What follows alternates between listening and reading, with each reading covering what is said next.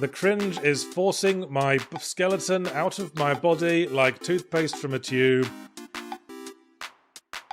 Her taking the suit off is part of the magic, but once she's done it, I don't know, like, you know.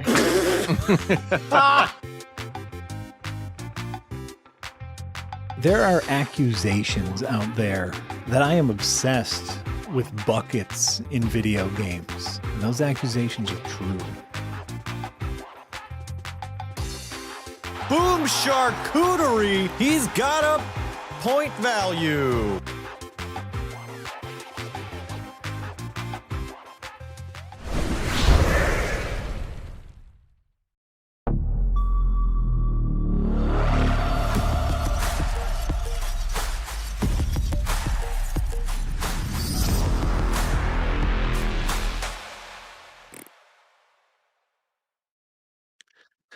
Hello, listeners. Welcome to the Windbreakers podcast. Can't see you yet. Haven't brought the chat up.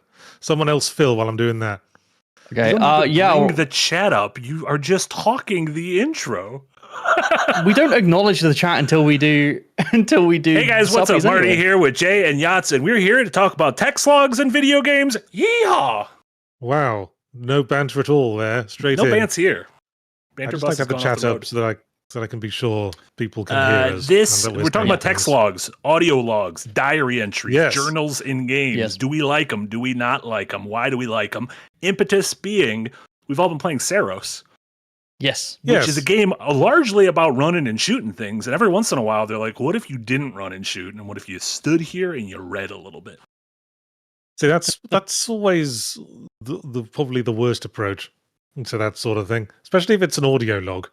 Because at least a text log I can skim read. I'm a very fast reader. I'm not. Interesting. You prefer a text log over an audio log? Well, because an audio log, on the one hand, if there are games that let you play them over gameplay, which is fine. Sometimes it makes it harder to pay attention to them and really internalize what they're saying. But then there's other games where you have to stay in one place and listen to the audio log. Yeah, like either you have to go into a menu or it's playing on like a diegetic. At that point, I would you much have to rather stand next to because like a record player, and if you walk away from it, it gets quieter. Yeah. What was that game? I think it was Republic, where you find a bunch of audio logs on cassette tapes, and you have to play them on a cassette deck to listen to them. But there's only one cassette deck, and it can't be moved, so you just have to stand next to it and listen to one tape after the other, feeling like a complete dork. Why didn't she get like an iPod or a future MP3 player in her dystopian future? Your iPod Touch, jam that cassette into it. What was the first game you guys remember kind of text logs? And more of like, we're not talking about like a pure like, I don't know. I don't think it really counts in like a point and click adventure game or something. No, this is like a game where reading isn't the primary gameplay loop. What's the first one where you remember like stopping to have to read things? I guess what we're talking about here is lore, right? It's a game that has lore in the form of text that's sort of ancillary to the main gameplay loop. And to answer your question, possibly System Shock? Sure. Yeah, because my one is BioShock, which is just System Shock but underwater. So yeah, basically, yeah. Well, my go-to was the first Resident Evil, which has probably one of the more iconic notes of the whole Itchy Tasty, a diary entry where someone is slowly turning into a zombie over the course of whatever. That's a great one. Diary entries. Yeah. And those are so sporadic in that one, right? Like they're not in every other room. Yeah, that's probably why they're so memorable. But I think that's why they're memorable. They're relatively short, and it's kind of like you don't get a ton of story in the first Resident Evil. Like the cutscenes aren't very long, and they're kind of bad. And so you do get some of the flavor text of like what was going on in this mansion. Why is there a laboratory underneath? Huh? That gets us to the point of text and audio logs is that it's for games that want to have a story but don't want to bog things down with cutscenes.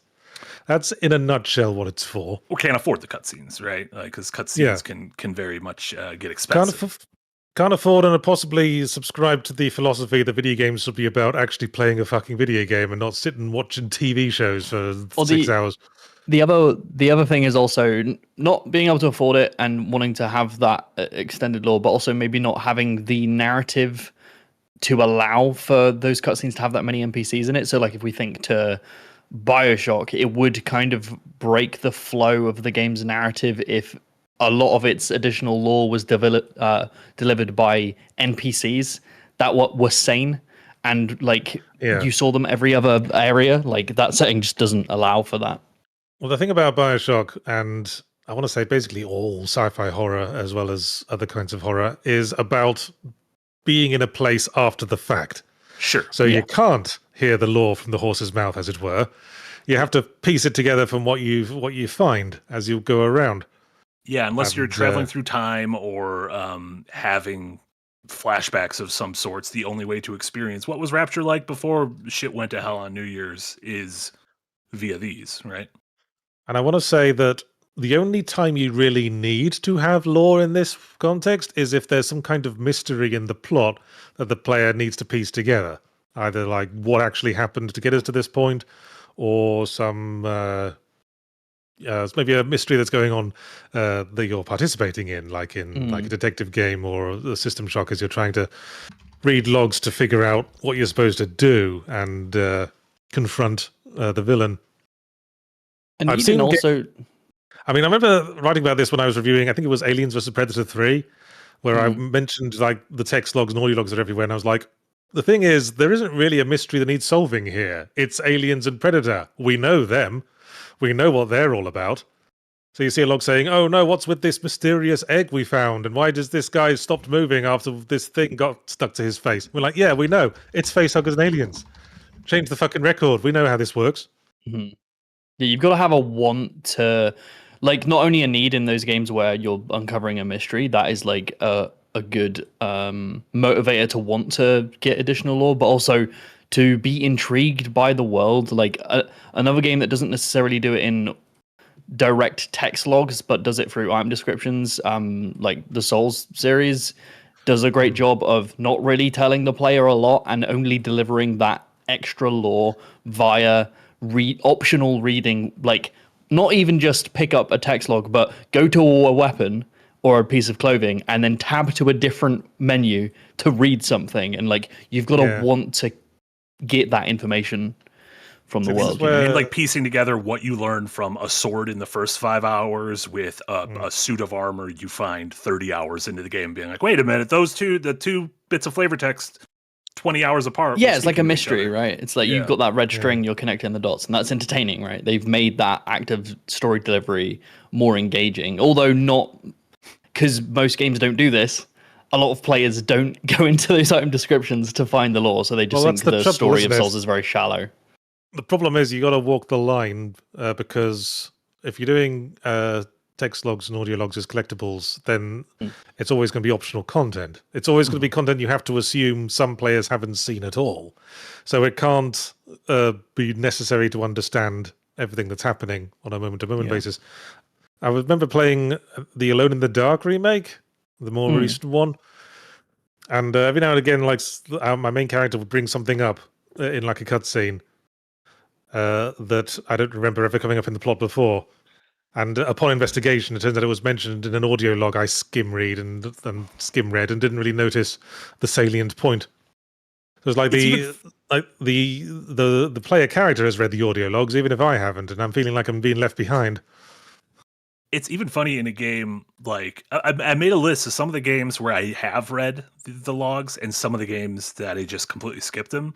And it's funny to look at a game like Death Stranding, which is no shortage of cutscenes, also has a shit ton of diary entries that at a certain point I'm just like, these are so long and I kind of just don't want to be a part of this. But some of them are like genuinely important with fleshing out like the motivation of like Higgs, of the antagonist of the game.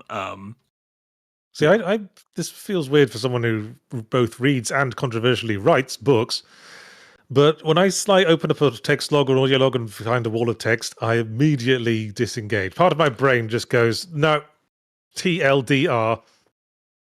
I think part of that is, and I'm kind of there with you, and I read quite a bit outside of playing games, but there are certain games where I kind of enter them with the expectation of this is going to be a ready game. You know, if it's like a visual novel or even like a kind of a walking sim narrative based game, an RPG.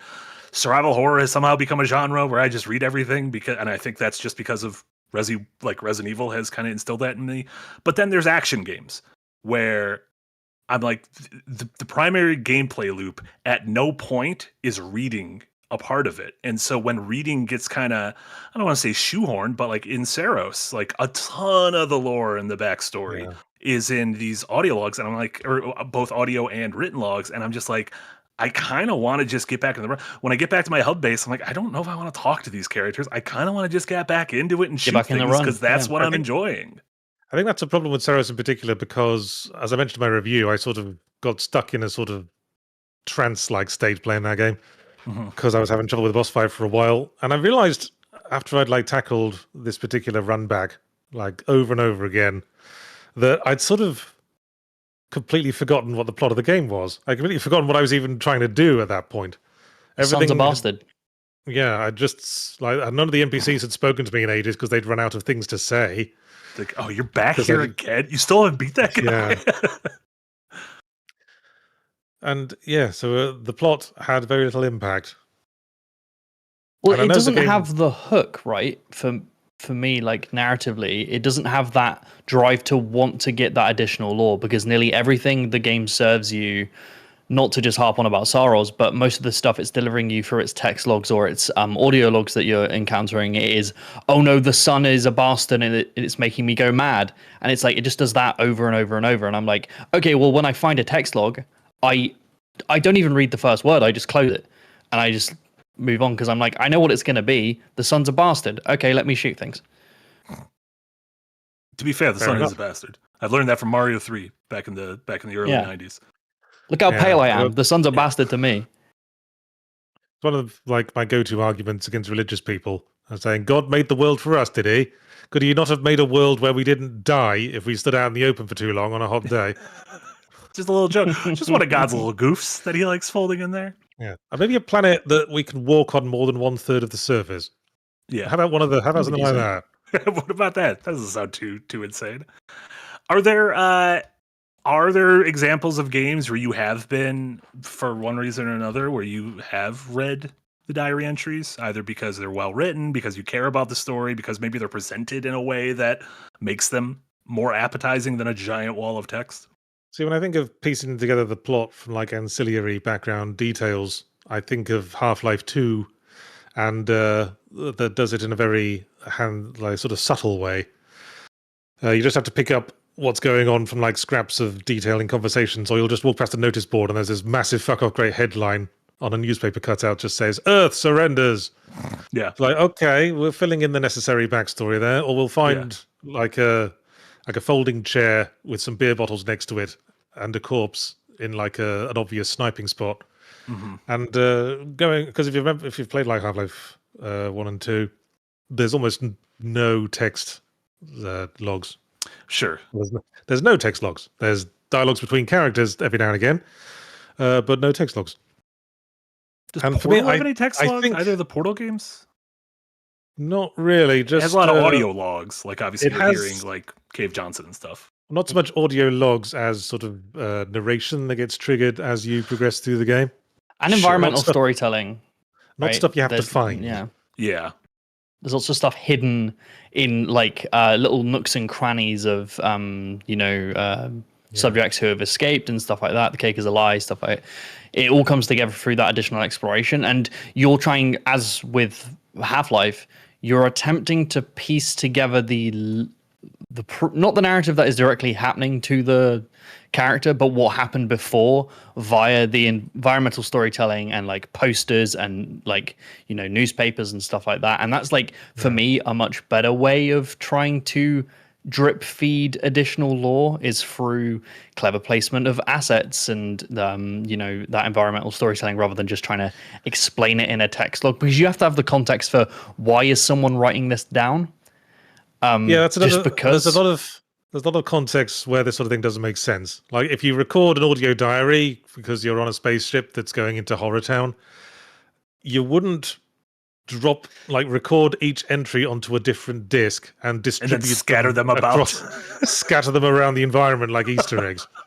Yeah. Well, I want to relay my horrific experience, but I also want to do a little puzzle for you. Just a little treat for whoever comes next. Oh no, I'm dead. Yeah. No. I think where have I actually read the logs in a thing? I have remember one. doing that when I first played Myst, MYST. Sure. But I think a lot of that was because it was kind of necessary to understand the puzzles and the world you were in. Yeah, and again, it was a kind of game where it's like the reading felt very natural. It felt very of a pairing with the there was kind of mental leaps you were making. And can aid you. There was very little actual bloody gameplay, so you had to get our jollies somewhere. Yeah, and it's a game about books. If your game is about books, I'll read.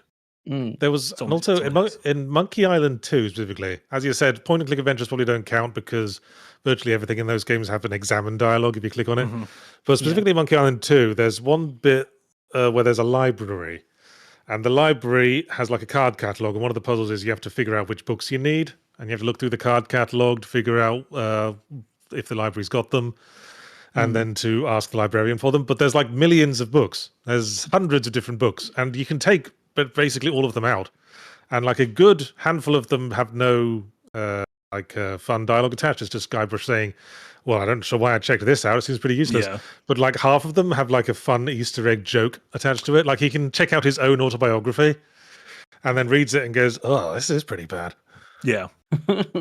I mean, part of that is like also the pedigree of like the people writing those games are some of like the best video game writers ever, right? Like they are just consistently funny, and so you're like, yeah, I'll read this because it's probably going to be a good goof at the end of it. Whereas I think a lot of games, you know, through I don't think necessarily through fault of the writer, but just through fault of how complicated game design is, especially at a AAA level, the stuff just kind of comes across as white noise. One way to win me. Oh wait, first, Jay, you were going to say a game that you. My example is actually kind of cross-referenced with Saros. So Saros is about the logs themselves are about getting greater detail on the ships that came before you. What they called like Echelon. Echelon 1, 2, 3, and you're part of Echelon 4, right? Yes. So these repeated excursions into to this planet and what's happening, and you know, Son's a bastard, and how I didn't really care because every audio log or text log I saw was effectively the same, but it's either Echelon 1 or 2 or 3 or whatever. On the flip side, a game that I did want to engage with, and this was because there was a greater mystery that I was trying to figure out, going back to what Yahtzee was saying, was Expedition 33, and like finding the journal entries there and being like, what can I learn about what is happening here? Like, is there any tiny bit drip feed of what could possibly be going on? And I was constantly trying to dig because I was so confused about like exactly what was happening. And every new mystery it added, I was like, maybe there's more information in the logs. And there isn't a great amount of it, but it made me want to engage with that system, and then I felt more connected to the narrative because of that greater mystery. I think what it is that it's. I mean, to put it in like very short terms, I'm fine reading lore and like text dumps and stuff if it's concerning a plot I'm interested in. It's as simple as that, really.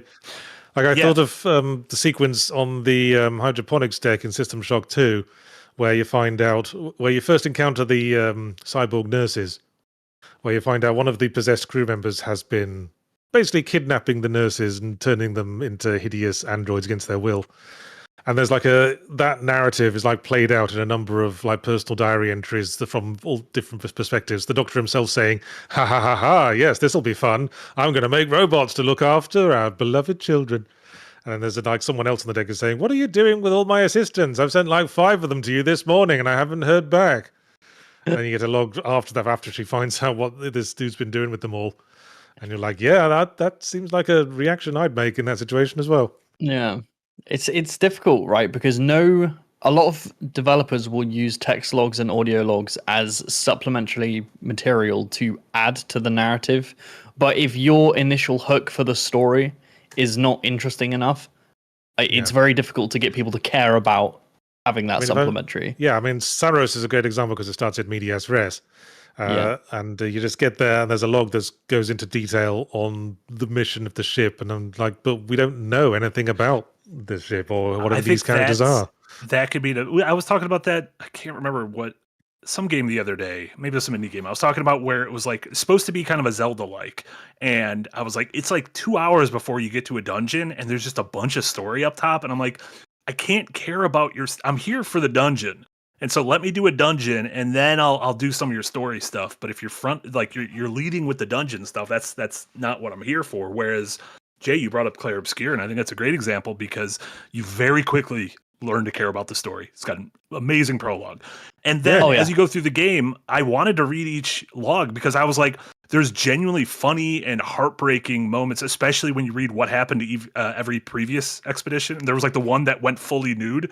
They're like, fucking clothes is the thing holding us back. So we're going to try to win this by going nude and strengthening our bodies. And like, that was great. Like, that's one of those stories I'll always remember, but it's because they put in the work to make me care about the story they were telling at the top level. So I ended up caring about the story they told me below that. One thing I was going to say, an easy trick to get me to pay a little more attention, at least, to your audio or your written logs, is if they're on a tangible thing in the world. And I always like it. And again, this is probably a budget thing, but I like when in a Naughty Dog game, in The Last of Us, when you find a thing, they kind of pick it up.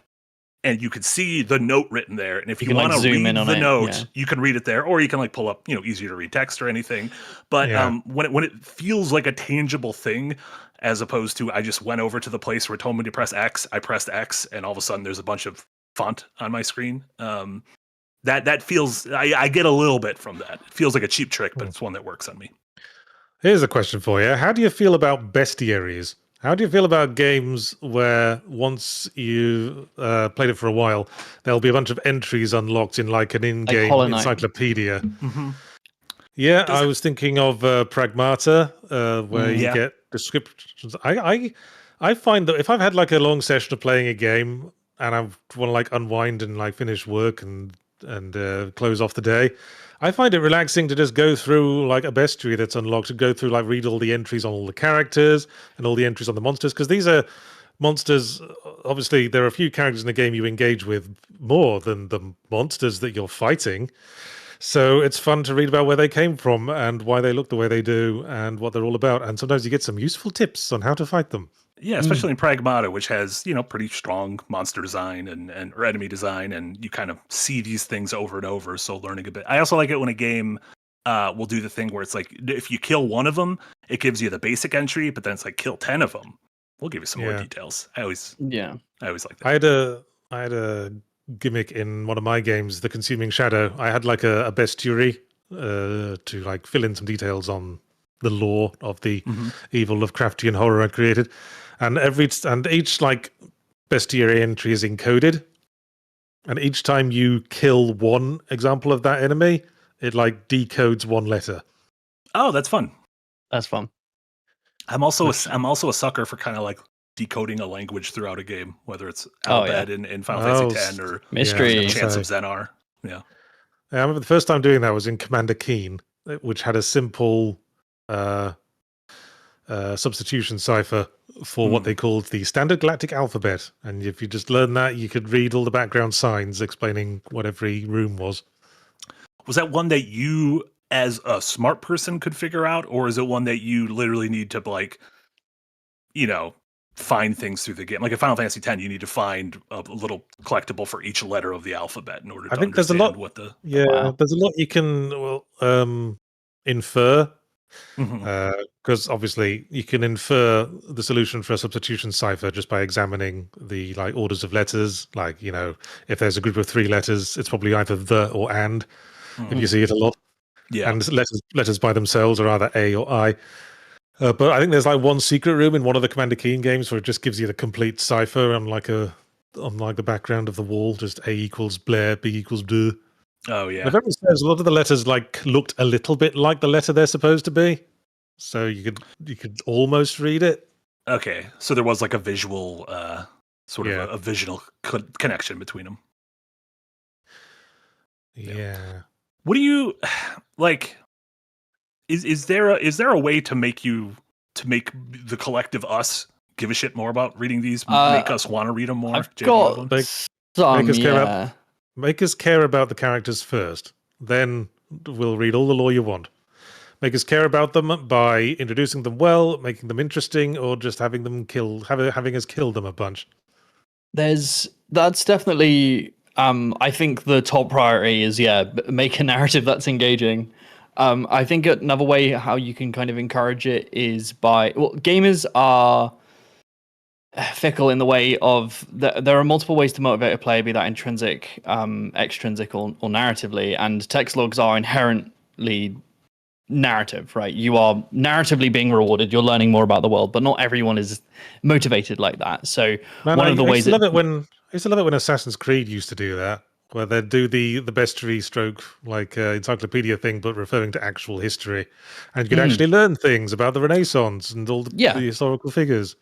100%. And I think one of the ways that developers attempt to do this, especially in older sim games, is by attaching, say, there is a safe in a room somewhere that is locked, and you go, where is the code?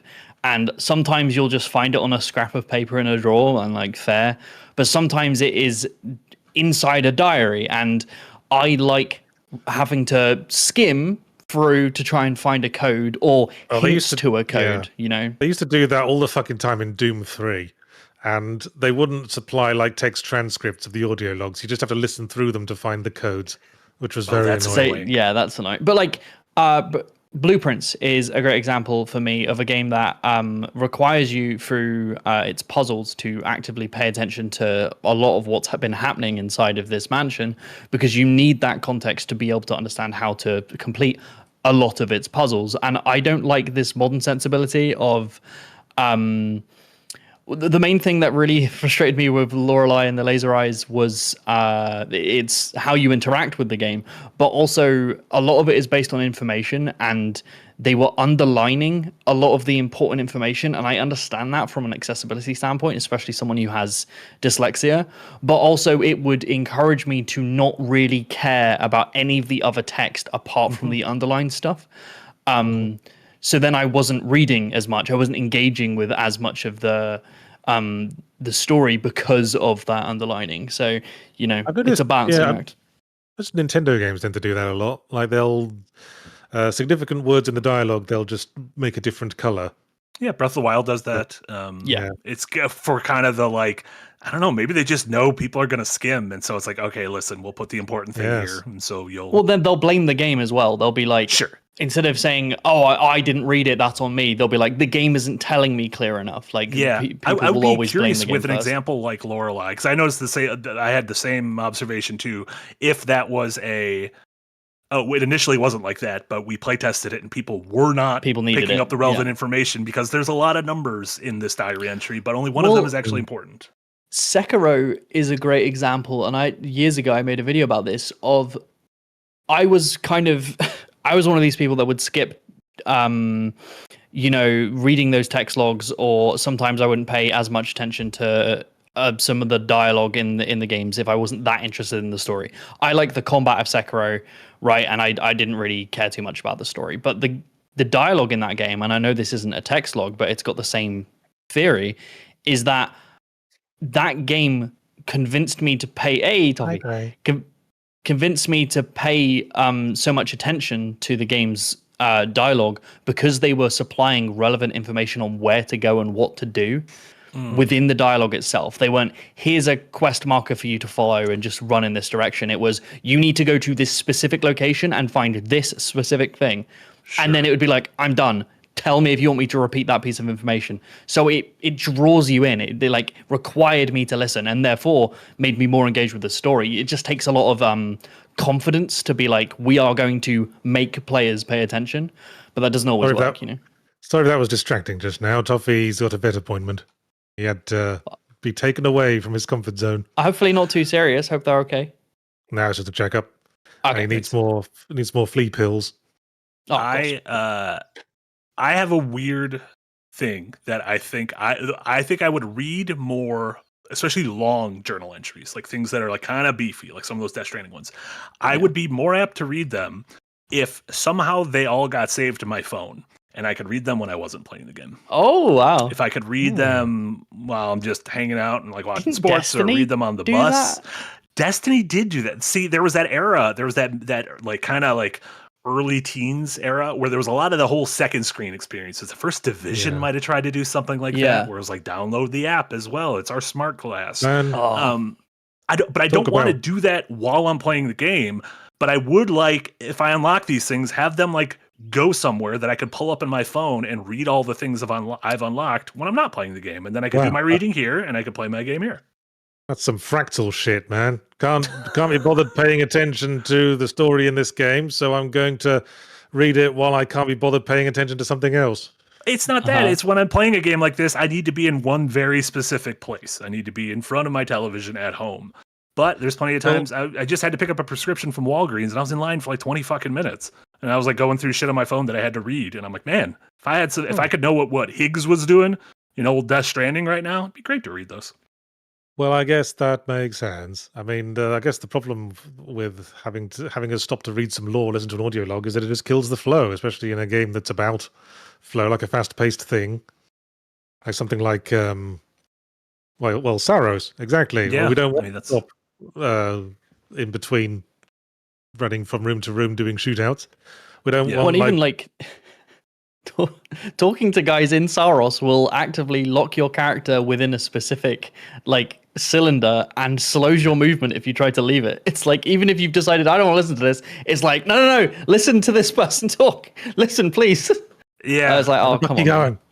Let me leave. Yeah, it's funny. There's it's almost like they're trying to be like, well, we're not instituting a cutscene, so you still have control, but it's like, do I? It's the same thing in I think the Arkham games, when Batman would get a call, you could still move, but you could only walk. And I know part of that is because they're like, we don't want you darting out of here and getting into combat while Batman is slowly telling a story to Barbara Gordon or something. Well, I've said before, I think games should do more to react to the player's actions. So in cases like that, if the player's obviously trying to get away, the game should respond. And the character talking should go, sorry, am I boring you? Okay, I'll just summarize the key points. I've got two examples of that. One which I was playing last night, and the other is, I think, the greatest example of narrative delivery in any game. I wonder if I bet I know your second one. Okay, the first one is I've been replaying Ratchet & Clank Rifts Apart because I just got my PS5. I really like Ratchet & Clank, and I've been replaying that. And there's been instances where I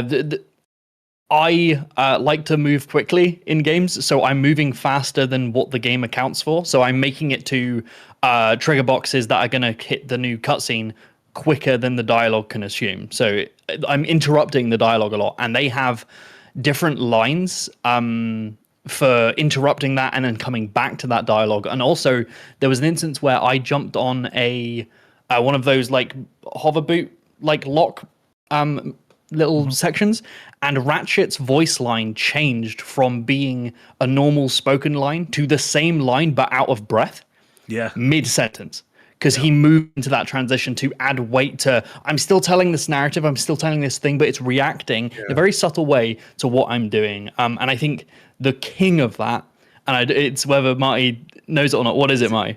God of War 2018? It is God of War. It's Mimir? Mimir telling you stories? Yeah, Mimir telling you stories, and also Atreus on the boat and coming off of the boat and then coming back to those stories and having those transition lines between I guess we've got to focus on this now, right? I'll pick up the story later. And it's it just adds so much weight to just what could be an audio log that could be clicked in a sub menu of the options, right? You keep it within that space. That game is trying its hardest and is very successful at doing a one-er. It's all one shot, and everything that's being told to you is by Atreus, Mimir, or any of the other NPCs, and it's just it's so good. I mean, that's part of that is conversation is a little messy. People talk over each other. People start and stop sentences. And a lot of times games just feel all right, that person is talking. And now in a separate room, that person is talking. And now that person is responding. Yeah. Whereas that brings some of the kind of messiness of regular conversations to the forefront. Yeah. This is something I've always railed against. I've always called it BioWare face or Bethesda face, because it feels so unnatural to just have two characters lock eye contact and exchange lines back and forth. Because as you say, that's not how people talk. No. I mean, they talk while they're walking, right? And that's what God of War uses it as a transitionary thing to move you from one set piece to another. I mean, I have my gripes on the gameplay in those games, but the way it tells its narrative by pushing you to the next thing is just, it's so good. And no other game is doing that. Like, because it's so expensive to do. Sure. Yeah. So, I mean, with Insomniac and, Sony Santa Monica, you're talking about two of like the probably the creme de la creme studios that are able to do that. Yeah. Yeah. And on the other side of things, I think more games should have a dedicated shut the fuck up button. I like that. Where you can just press a button and your character goes, shut the fuck up. And whoever's currently talking just stops. Can you just give me a moment of silence, please? Yeah. That'd be nice. Pause button. Well, what if I'm trying to do a puzzle in Uncharted and that fucking whoever is escorting me at the moment won't shut their fucking face? As long as it's Sully. I want to hear Sully's voice. I like hearing those dulcet tones. Well, not everyone does. And some people might get some satisfaction out of telling Sully to shut the fuck up every time he opens his fat fucking mouth. More games should let me shoot the other key NPC in the game. Yeah. Like, let me just kill this important NPC. Yeah, then just throw up the Morrowind text saying, possessed in this doomed world you have created. It's one of my hero. It's one of my pet peeves. I 100%. I know why this exists. When you've got a reticle and it grays out when you hover over an important NPC, I'm like, you bitch. Yeah. just let me. Let Nathan kill his father figure, Sully. Why aren't we doing it? All right, shall we go to Super Chats? It'd be an honor. Yeah, there's a couple more things I had, but I saw already some of the Super Chats. Beautiful. As always. Mm-hmm. There we go. Well, starting as always with Raven's Weekly Word of the Week, Week 51, aplomb. Do you know what aplomb is? No. It's like doing something with confidence, right? Yeah, it's hard to explain, but if you're doing something with aplomb, it means you're doing it with confidence, with righteousness. Mm-hmm. I'm not sure why that relates to audio logs, but thank you, Raven. Always fun to have you around. Gives $1.99 and says Marty's word of the week, kerning. Thanks, Marty. We talked about kerning. I'm streaming Kingdom Hearts 1 on my personal channel, and that game right off the bat has literally some of like the most devastatingly bad kerning I've ever seen in a big budget video game. For the audience, can you explain what kerning is? Kerning is like literally the spacing of letters in a word. It's the space between. It's the formatting. And it's one of those things where if kerning is done well, you do not notice it. You only notice kerning when it is not done well. But that is like typography kind of does matter in me wanting to read things in games. There are just certain fonts or like layouts. Yeah, as a dyslexic, Yahtzee, you have experience in putting this into your game. Then you asked me for feedback on what would be the best kind of font, because a font for me can drastically affect my ability to read full stop. Not just my desire to read, like some fonts and with the kerning spacing, it becomes a blur to me, and I cannot engage with it. I always hate when there's specific ones that are better. I always hate when lines are too close together vertically, and all the tails of the P's are touching the top bits of the H's and the stuff. Yeah, it's a small thing. Whether you use serifs or not, or you don't use serifs, like all those little decisions go into like how pleasant it is to read a thing. Also, we were talking before about how much I like when the journal or the diary is like a physical thing in the environment, but you also need to give me an easy way to read it when I hit a button. Because otherwise, if I need to just read this PNG or whatever, it's going to be, I'm like, well, fucking this is hard to see. I don't know. That's also essential if you want your game to be translatable as well. Sure. Yeah. Instead of having to make a new art asset for every language, if you do that. Every language, yeah. Sinos the Hedgehog is $5 and says one way to give text logs a spice is to make them subversive, like how Yahtzee made Poacher's pop-up text turn antagonistic during the judgment level. Yes, that's a game I made ages ago. Where there was like whatever's going on there to us. Well, there were standard pop-up text messages that just said things like "You found a new health upgrade" and blah blah blah blah. But at the end, if you get like the fulfill the criteria to get the secret ending, it turns out the person like there was an actual character saying those lines, and they were a secret overseer that's like the judge of the universe. Oh, that's fun. My god, that's cool. And then you have to fight them. I like it when like the narrator becomes a thing. Like Sea of Stars did that. A cool moment relatively early on, where like the narrator of the story becomes a character in the story. Like, oh, that's cool. Or Hades. Yeah, exactly. Homer. Yeah. Occasionally the characters address Homer directly. I was about to say Odysseus. I was like, that's not him. He wrote about it. Who's this guy? Yeah. Daddy Odysseus. Fuzzy Freestyle gives $2 Canadian, says, got another Monday off. My timing is impeccable. Hell yeah. This is why you should get Mondays off, so you can join us for these. Exactly. Jonathan Griffin gives $5 and says, Marty, don't forget to watch the next half hour of Anne Lee for Rewind tomorrow. Still not finished. I watched the first half hour and then I fell asleep. And I said I'd watch the rest. I'd watch it in half-hour chunks. So I'll watch another half hour tonight. But the problem is I'm not going to start until like 11:30, and I'm probably going to have like a drink, and I'm going to go to bed again. I think if you watch it for half an hour and fall asleep, that's kind of the review right there, isn't it? Just don't watch. But I need to watch it because Darren and Jack have diametrically opposed opinions on it, and I'm supposed to be the one that settles the score for if it's good or not. You might just become the fence. I mean, the fact that I keep falling asleep during it maybe is that already says which one it is. Yeah. Son of the Hedgehog gives $2. Says skipping Bionic Commando's last boss monologue. Lol. Yes, that's one of the few examples of a shut the fuck up button in gaming. You can just press the skip text button, and your main character just says "shut the fuck up," and it goes straight to the fight. Yeah, there's a couple very specific instances like that where you can either kill or initiate combat like at a certain point when someone is monologuing. Which I always think is there's a couple of like Telltale style games where like the option to shoot someone comes up while they're still talking. Yeah, and like the bar is going down, but they're still talking. You're like, well, I kind of want to hear everything they're saying before I make my decision. John Brooks gives £20. Ooh, that's like $700 American dollars. Incredible. And says, "Oh, I fucking knew this would happen." Yahtzee did call this seconds before we went live. Okay. Random documents and audio logs. We find them stuck to notice boards. We find them under dogs. We're going to put them in a file and give them a review. Because we ran out of the gameplay and there's nothing else to do. Hey, beautiful. That is catchy. You were right. I thought you were being a bit pompous when you said it was catchy, but you're fucking correct. But that is catchy. They always say it. Every time it comes up, someone always quotes it.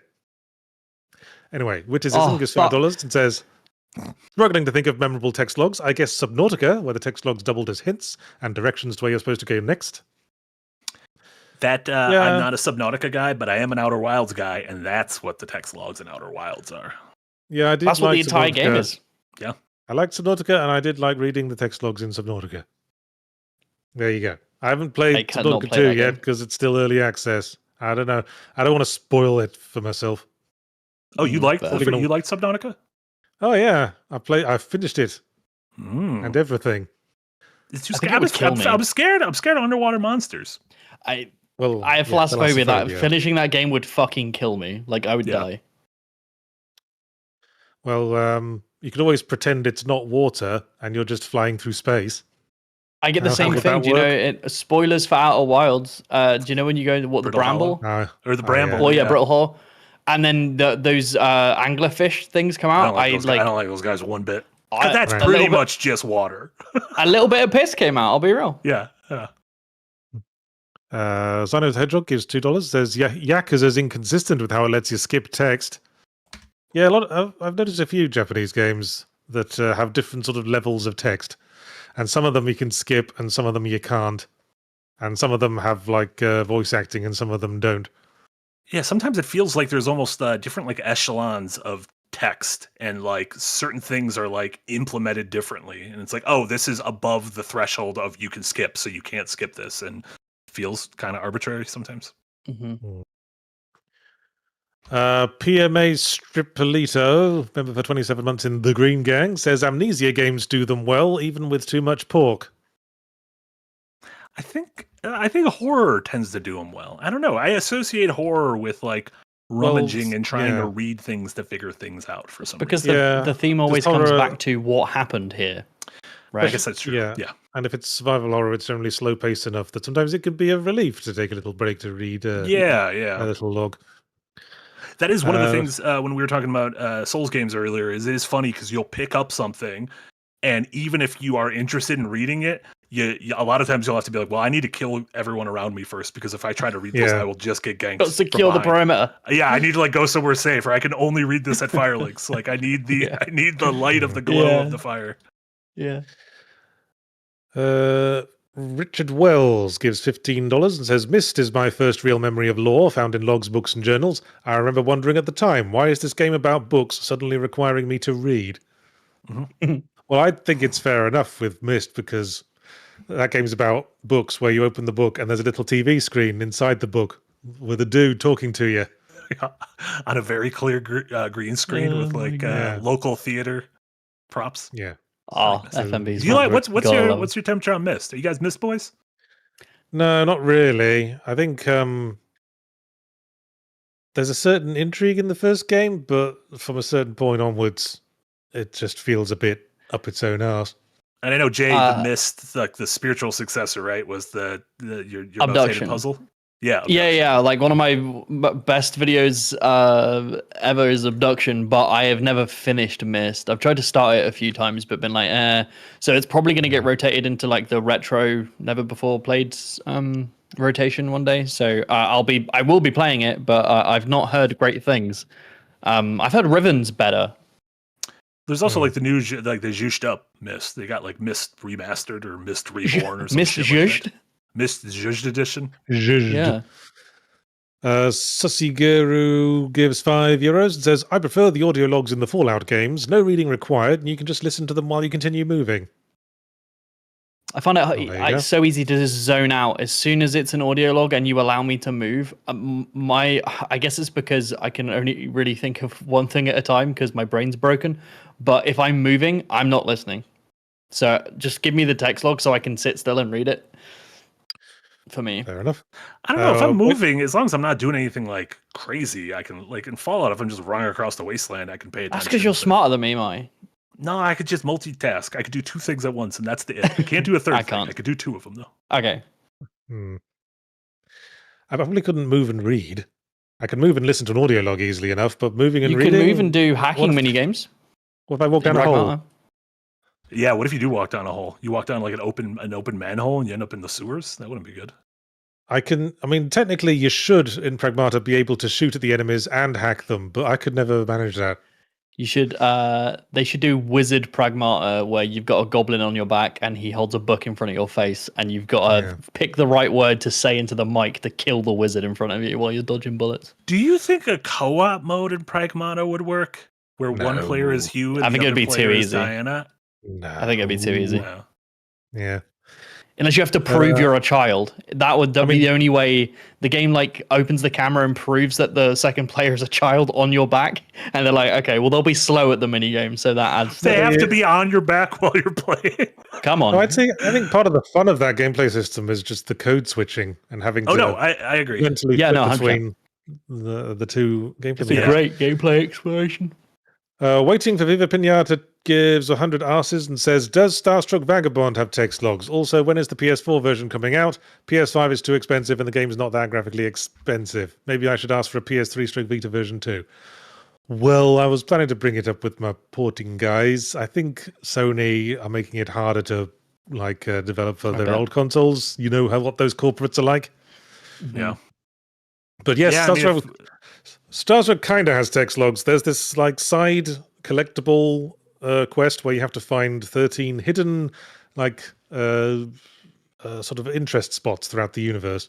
That's a mysterious mountain or a mysterious statue.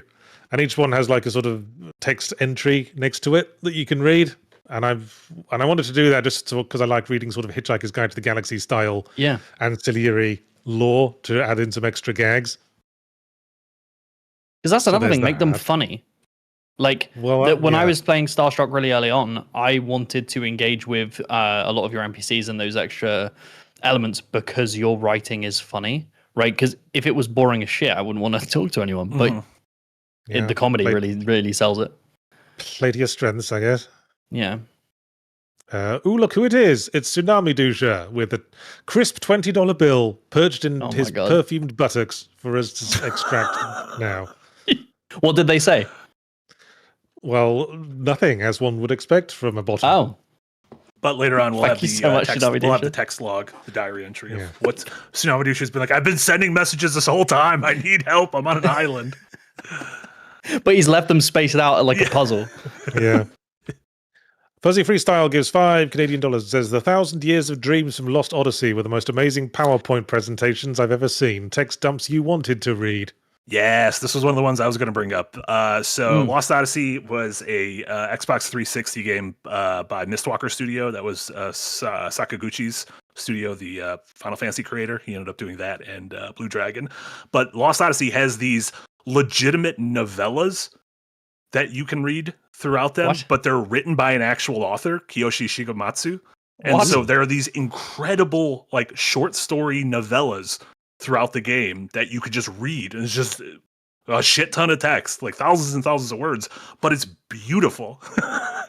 And so it is like one of those, that's a thing I'd like on my phone, to where I'm like, I don't want to do this in front of my TV, but let me read this when I'm taking a shit. I will say though, I do think length is a really important factor, because as someone who struggles with reading, if I open your text log and it has 13 pages, I immediately close it. Yeah, you'll but if it has 2, I can do that. Right, but if it's too long, I'm just like, I'm sure this is great.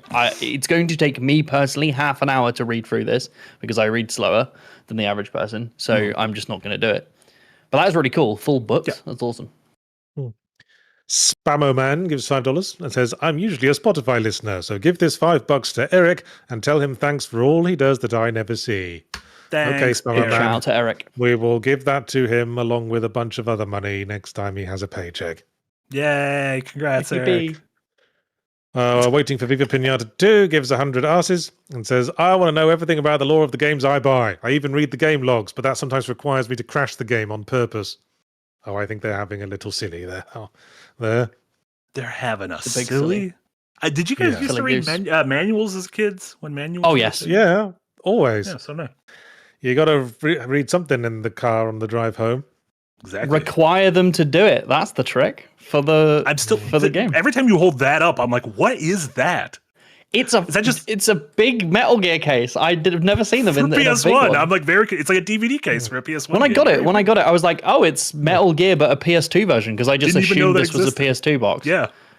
But yeah, it's and do you know in the section when they're like, oh, on the back of the box, who decided to just put the Kojima Productions logo and a bunch of faff on the back? Yeah. You absolute twats.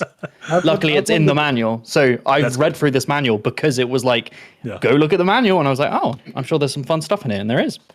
I've wondered if there are digital versions of Metal Gear Solid and what they do with that whole puzzle where they tell you to look at the back of the box. Know. There are. And Casey and I literally played through it, and I can't remember. Because we played the dog version. Does it just require you to look it up? I don't remember. Yeah, I mean, I might have just literally turned, because I have the disc right next to me, so I might have just looked at the back when we needed it. Snake, use Google. Go on yahoo.com. Peter Parker SL gives $5 and says, I'm currently listening to this podcast with headphones while working. Why can't I do the same in a high-tech world like Cyberpunk or Arkham? Yeah, I just hate when you have to stay on a menu to listen to an audio log. Let me listen to it over gameplay so I can multitask. It's the same thing as Marty saying things in the world. If there's a text log that I have to go into a computer in the world to read, or like in blueprints or a piece of paper, I'm more inclined to read it, because I know if I leave this space, I won't be able to use it again. If it gets put into a submenu, I tend to just not go there. Sure. Blistered Soul gives $1.99 and pounds and says, Navi in Ocarina of Time gave Link lore like a text log companion. Yeah, I guess that's like a little bit like her popping in, but that's just that's just a nuisance. Like a real nuisance every time she pops in. A lot of this is it's all optional. That's what the good ones where we've been talking about have been optional things we opt into. We're not being forced to sit down and read these things, right? Sure, and Navi is just the especially in the original 64 version, just fucking annoying buzzing in your ear. Yeah, I think Navi was still better than Fee from Skyward Sword. I agree, because at least with Navi, you could be like, this was 1998. Like you are in a young genre, whereas Skyward Sword, you're like, this is 15 years after that. Get your shit together. Shut your face. Dedicated shut the fuck up button. I'm telling you. It's necessary. The problem is Link is a silent hero. Well, he can just punch Navi in the face. He just goes, yeah, what? Yeah, skip. Yep. What?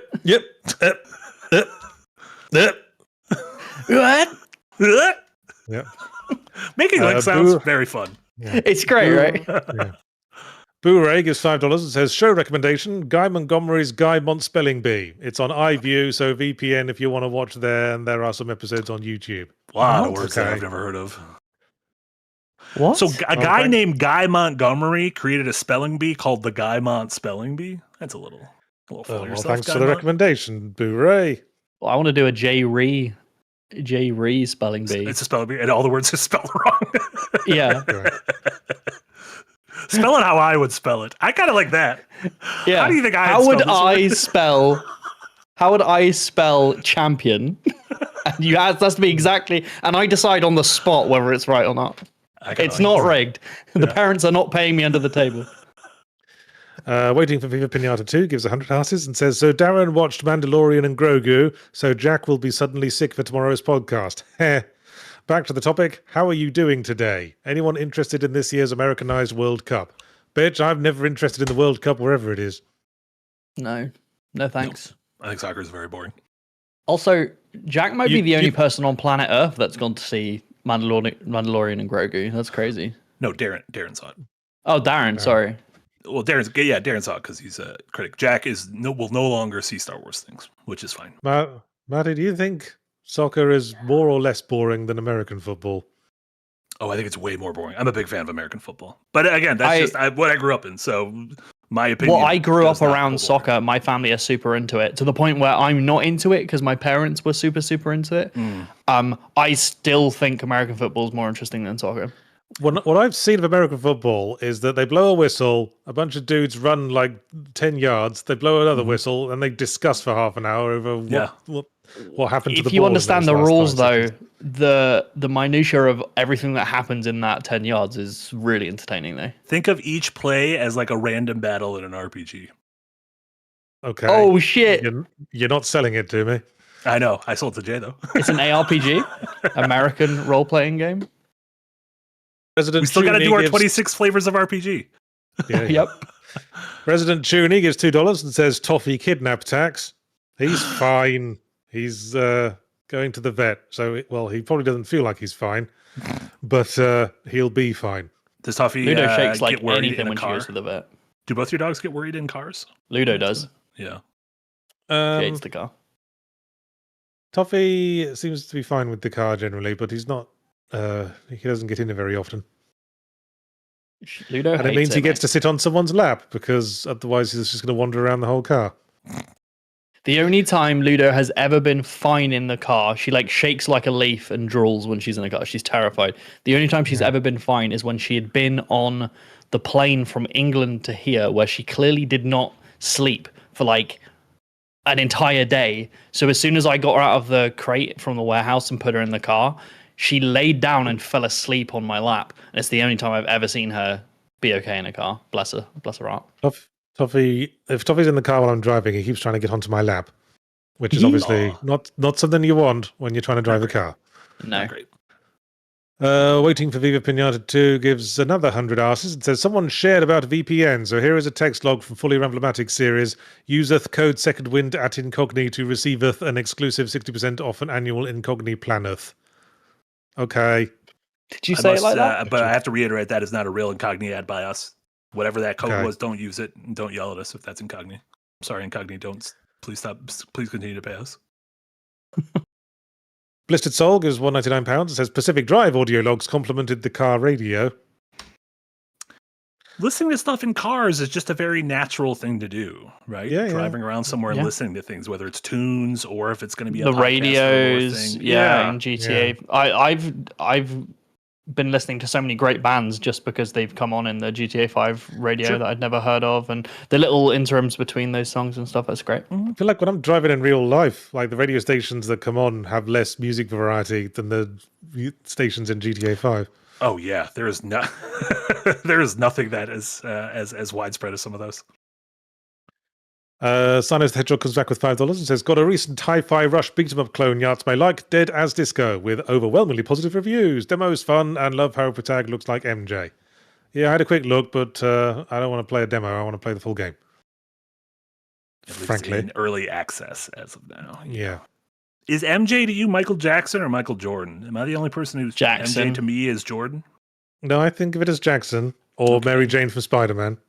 Ooh. Or marijuana. Top 10 MJs? Sponsored by Speedstick? We're going to make it happen. Dimitri Lowell gives 10 Canadian dollars. Says, Jamate, which dyslexic-friendly font is your favourite? I'm having trouble deciding between the study-proven Comic Sans or just using Open Dyslexic. Are you peculiarly in favour of any fonts overall? The ones I gave to Yachts were Verdana. Yeah, I think Verdana was the one I went with. Yeah, it's a really good one. Open Sans, Calibri's pretty decent. Century Gothic, like Verdana is a really decent one for me. But like the problem is, and this comes from me teaching for years with dyslexic children, not just myself, but there is no one font cures all. It's really specific to the person. So you'll have to go through a bunch. But if you just Google dyslexic fonts and then just have a browse, mate, like you're picking a new dress or something. Is Comic Sans really one of them? Yes, and don't use that. Because it's shit. But that's why there's no dyslexic people in Silent Hill, because they all saw that sign and are like, we're gonna get out of here. We don't want to be in this creepy town. I can read that. I'm leaving. No, they sort of read it and realized, oh shit, we're in the HD version. Oh no. Quick. We took the wrong exit. Anyway, Per Ardar X gives $5 and says, it deeply bothers me when an audio version of the text log plays at the same time. Messes with my ability to read it. Well, what do you want, Per Darks? Some people need the subtitles. Just close your eyes and then just listen. Close your ears. There should be a button. Close your eyes or ears. Pick a lane, motherfucker. Yeah. Close one eye and one ear. Laboratory Maniac gives $5 and says, my cowardice in the face of anglerfish is the sole reason I haven't finished Outer Wilds. First off, you should finish it. Second off, the secret to that stuff is just immediately get yourself killed so that you know what it's like. Like there's a much greater fear of what could be, and then once you figure out what it is, you're just kind of like, okay, you're just an obstacle for me to get through. But yes, the first time you see those is pee-inducing. But if you see one in real life, run. I was watching an interesting video. I think it was on Outside Xbox about arachnophobia modes in games and how effective they were from the perspective of someone who is an arachnophobe. And some of them, like it's like they just in like Grounded. I think they just take the legs off, so there's just this blob, this spider blob with eyes, horrible, floating around. But without the legs, I don't think it's as scary. Yeah, but it can still move. It's still a thing you need. It's still the obstacle. They just have to change how it looks. Years ago, Marty and I did a stream of World of Warcraft. I was just showing off like why I love World of Warcraft. We did stream, and I mentioned there was an arachnophobia mode, and it turned all the spiders, the Nerubians in that area, into crabs, into crabs and crustaceans. But from that moment on, I forgot to turn it off. So for the rest of the few expansions I've played, I've been like, man, there's a lot of fucking crabs in this game now. And someone's like, they're not crabs, they're spiders. And I was like, oh shit, the arachnophobia mode still. Turn that off. Yeah. There's another. I mean, I wouldn't think people with arachnophobia would make a distinction if it's the horrible spindly legs. But how do they feel about spider crabs? Ooh. Just out of interest. It's the length. I think it's the proportion of the legs to the body, and then the proportion of the ass to that body. It's an ass-leg ratio thing, I think, for the scariness. I think Lethal Company's arachnophobia mode, it just literally just replaces spiders with the word spider written out in like 3D text that floats around the environment. That's great. I'm going to be thinking about that ass-leg ratio for a while. Tell me I'm wrong.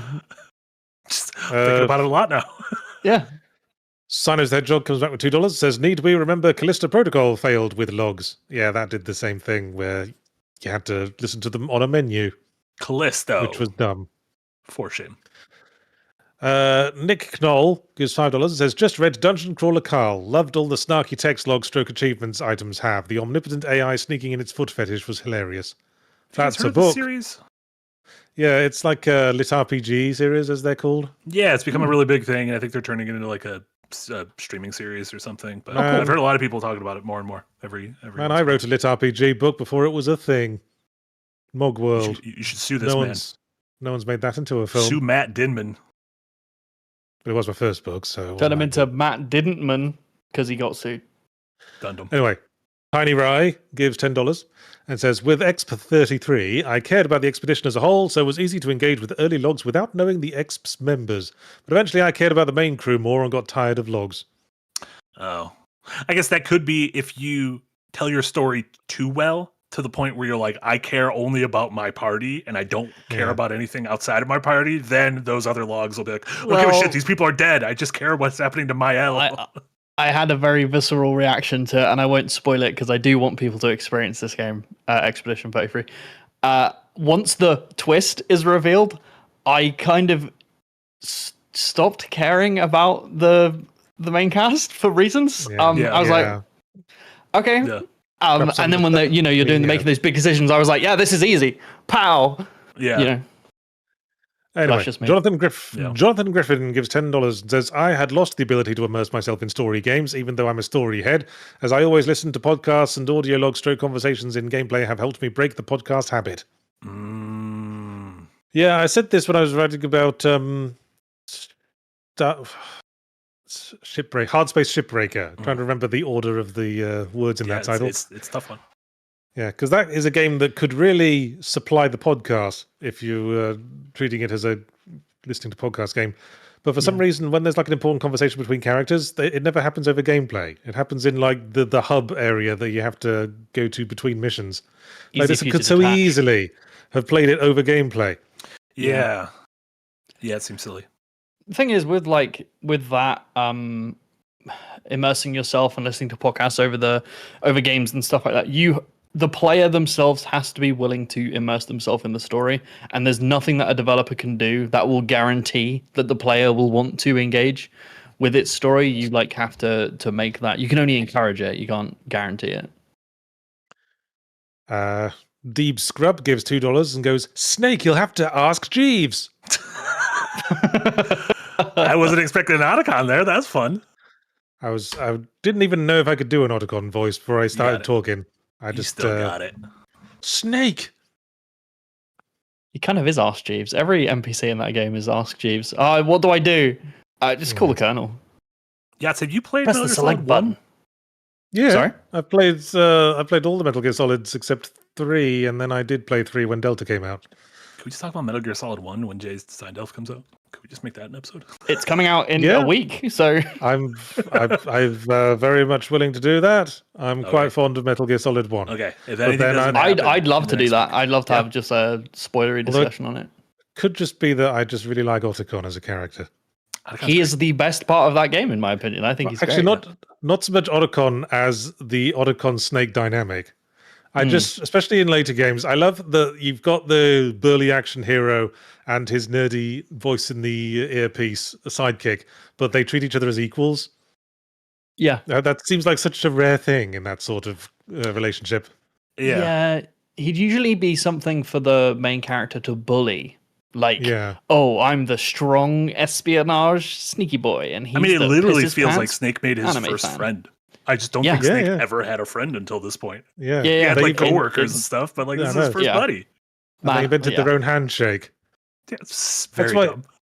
That's why I kind of prefer the bad ending of MGS1 where Meryl dies, because instead of Meryl on the skidoo at the end, it's Otacon, and they have their first conversation as pals. Yeah. And I was so disappointed because I got the Meryl ending because people were like, if you survive the torture scenes, which I think I think we should do a pod talking about MGS because it's so good.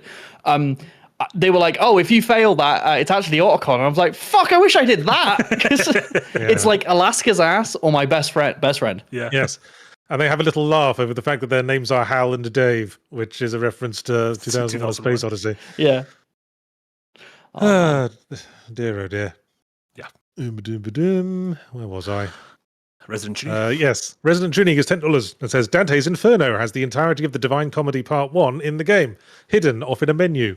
It auto-scrolls each canto with red on black text and a horrid font. Worst way red on black text. That's funny as hell. I wouldn't be able to read it because of my colorblindness. I wouldn't be able to see it. Red on black, that really is like an early 2000s GeoCities site problem, isn't it? Oh, God. Yeah. We're like, maybe if I highlight all this text, it's easier to read. Yeah. That's really funny. That's great. I've tried to read the Divine Comedy. It's really dense and hard to read from a modern standpoint, as a lot of medieval literature is. Yeah. It's also biblical fan fiction. Like Dante just inserts himself in with all of his favorite authors and poets, and they all say, "Oh, Dante, you're so great. We wish we were like you." Yeah. And everyone he hates is being horrifically tortured. Yeah, It's just all the Italian sinners- It is a Forrest bit Gump. silly. all the sinners are just people he knew in like Florence from He's that Italian time. Forrest Gump. That's all he is. Yeah. Oh, Florence, run to Florence. Run, Florence, run. Yeah. Run. Hawkbird Tree gives $10 and says, I'm just about finished with Differently Morphers. I love Dr. Diablerie and would love to see him being played by David Tennant in a movie version. Oh, that would be good casting, probably. David Tennant as Dr. Diablerie. Is he the main character of Differently Morphous? He's like a sort of deuteragonist who's like this mysterious figure that no one's sure what they're really about. What's a And is a they're really deuteragonist like a secondary protagonist? Sort of, yeah. Okay. But yeah, David Tennant's a Shakespearean actor, you know? I like David That's how he got his start. He's done Yeah. like Hamlet and all that. Mm-hmm. He's very good. He did a performance of Hamlet where Yorick's skull was an actual human skull that had been left by the owner in their will because they wanted their skull to be in a Shakespeare play. Oh, that's so cool. Well, that's the end of Super Chats. So on that slightly awkward note, thank you for listening to the Windbreakers podcast once again. We're here every Monday talking about gaming-related shit. And next week, possibly Metal Gear Solid 1 or the 26 kinds of RPG or whatever it is. I'm Yahtzee Croshaw, the real one from the internet. I used to be on Zero Punctuation, and now I do Fully Ramblomatic, which somehow some people are still finding out for the first time, even to this day. And if you want to see this week's Fully Ramblomatic, which is on the subject of Directive 8020, the new Supermassive game, that is out on Wednesday at the usual time, and I'll be doing my weekly stream, Yahtzee Tries, that day as well. Possibly be playing Subnautica 2 and possibly something else. Ooh. So look forward to that. And I've got a semi-ramblomatic dropping this week. It is on the subject of FPS weapons, the standard arrays of FPS weapons. Is that on Thursday? Yep, That is that's Thursday. Thursday. Cool. And Saturday, no Adventurers Night this week because it's the off week, but there will be the week after. And watch the last Saturday's episode if you missed it. Yep. That was the level up, right? Yes. That's my stuff. Okay. Someone else plug their stuff.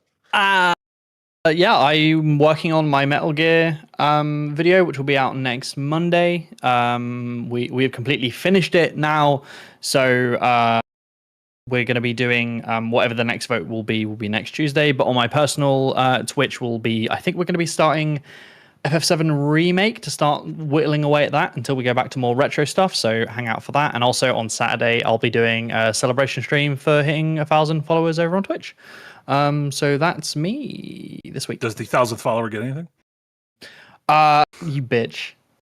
So why Marty saying that is because I was waiting to hit 1,000 and then Marty raided me and Marty unfollowed and followed me again and happened to be the And it 1,000. acknowledged it as 1,000. I thought it was very It nice. did, yeah. So if any it was, prizes, I yeah. would like them. Yeah. Maybe you can come on Saturday and punch me in the tits or something. There you go. Yeah, and then on my front, check out a video essay that went up this morning that Eric did an incredible job of producing about how the new Mario Wonder Switch 2 DLC is secretly hiding some of my favorite Nintendo boss fights in a very long time. Eric did an incredible job on that. Check that out. Hot Monday Energy. Sometimes someone said that they were confused. I sometimes call it Hidden Gems. It's the same thing. Hidden Gems is Hot Monday Energy. It used to be called Hidden Gems. Is now Hot Monday Energy. That's the Monday evening stream that Jesse, Jess, and Casey do. They'll be back this evening. Tomorrow we got a new backdrop. Jack, Darren, and I will be there for the rewind at the normal time. And then we should have normal streams the rest of the week, including Wednesday evening for Star Fox. We'll be back on Star Fox 64 this time. Last week nice. was Star Fox 2. Now we're on 64, which Star Fox 2 turned out to be an absolute banger that Nintendo finished and then didn't release. No idea why that happened. Nintendo's a weird company. But yeah, that's it. Oh, they just. Yeah. Man, always hiding their lights under bushels, whether it be Star Fox 2 or S-tier boss fights in Super Mario Wonder. Or Mario Mother 3. They just do that all the time. Quite. Yeah. All right. That'll be it from us. I'll see you Wednesday. Bye. Bye, everyone. Bye.